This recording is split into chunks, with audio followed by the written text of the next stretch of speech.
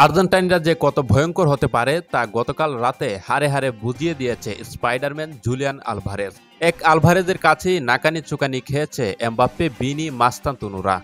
এদিন রিয়ালের জালে গুনে গুনে 5 গোল দিয়েছে আলভারেজ সিমিওনেরা। এমবাপ্পে, ভিনির ডানায় ভর করে উঠতে থাকা রিয়াল মাদ্রিদকে মাটির সাথে মিশিয়ে দিয়েছে এক আলভারেজ একাই। দাপটের সাথে চলা রিয়াল মাদ্রিদকে এইভাবে পরাস্ত করবে অফর্মে থাকা অ্যাটলেটিকো মাদ্রিদ তা ভাবতেই পারেনি কেউ। আলভারেজ দাপট দেখানোর দিনে ছায়া হয়ে মাঠে ছিলেন ভিনি রদ্রিগোরা। অথচ এই ভিনি রদ্রিগোর উপরই সবচেয়ে বেশি ভরসা করেন রিয়াল মাদ্রিদ। গতকাল রাতে লা লিগার ম্যাচে মুখোমুখি হয়েছিল রিয়াল মাদ্রিদ এবং অ্যাটলেটিকো মাদ্রিদ।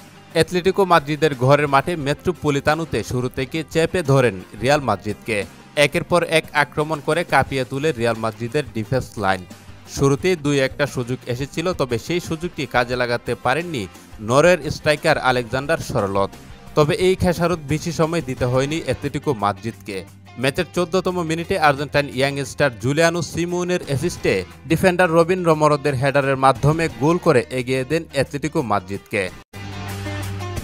এর পরপর এমবাপ্পে এবং আর্দা গুলার দুটি গোল করে সমতায় ফিরল। প্রথমার্ধের শেষ দিকে যোগ করা সময়ের 3 মিনিটে আলেকজান্ডার সরলতের গোলে 2-2 সমতায় বিরতিতে যায় দুই মাদ্রিদ।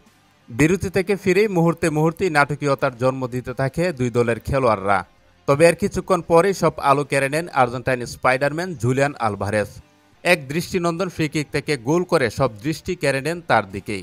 যদিও এর কিছুক্ষণ আগে আরও একটি গোল পেনাল্টির মাধ্যমে করে নিজের জাত চিনিয়েছে এই আর্জেন্টাইন।